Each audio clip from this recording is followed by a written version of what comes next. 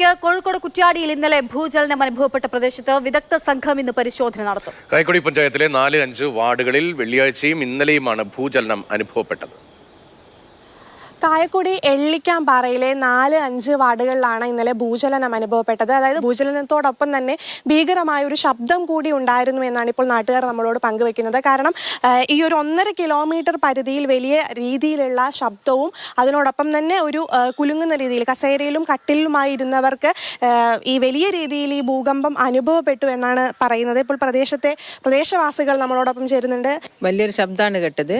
പക്ഷേ ഞാൻ ഇപ്പോൾ അവിടെ ഇരിക്കുമ്പോൾ മേലെ എന്നൊരു ശബ്ദം ഇങ്ങനെ ഞാൻ വിചാരിക്കും എൻ്റെ തലയിൽ ആരോ വന്നിട്ട് എന്തോ ഇടുന്നത് പോലെയാണ് എനിക്ക് തോന്നുന്നത്. വലിയ ശബ്ദമായിരുന്നു.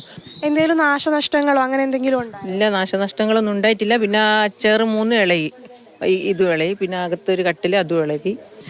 അതായത് ഇന്നലെ പ്രദേശവാസികളാകെ പരിഭ്രാന്തരായിരുന്നു. അതിനെ തുടർന്ന് അവർ മെമ്പറെ വിവരം അറിയിച്ചു. മെമ്പറാണ് EK വിജയൻ MLA അറിയിച്ചതിന് ശേഷം MLA വിജയൻ കളക്ടറെ അറിയിച്ചു. അതിന്റെ ഭാഗമായിട്ട് ഇന്ന് പ്രദേശത്ത് വിദഗ്ധ സംഘം ഇന്ന് പരിശോധന നടത്തും. പ്രദേശത്തെ മെമ്പറാണ്. അപ്പോൾ 2 ദിവസമായിട്ടാണ് ഇങ്ങനെയൊരു അനുഭവം ഈ ഭാഗത്തുള്ള ജനങ്ങൾക്ക് അനുഭവപ്പെടുന്നത്. ഒരു 1.5 കിലോമീറ്റർ ചുറ്റളവിൽ വലിയ ശബ്ദത്തോടു കൂടിയുള്ള ഒരു ജർക്കിംഗ് ആണ് ഇവർക്ക് അനുഭവപ്പെട്ടിട്ടുള്ളത്.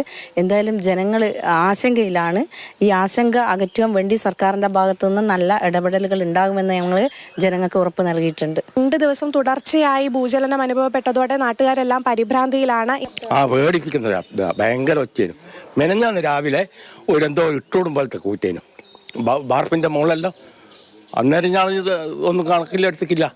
എന്തോ പൊട്ടിയാറ്റാന്നിരിച്ച് ഇന്നലെ രാത്രി 8 മണിക്ക് ഭയങ്കര ഒച്ച. എല്ലാവരും ആശങ്കയിലാളിൽ എന്തെങ്കിലും ഇതിന് വേണ്ടിയിട്ട് പരിഹാരം ഉണ്ടാക്കണം.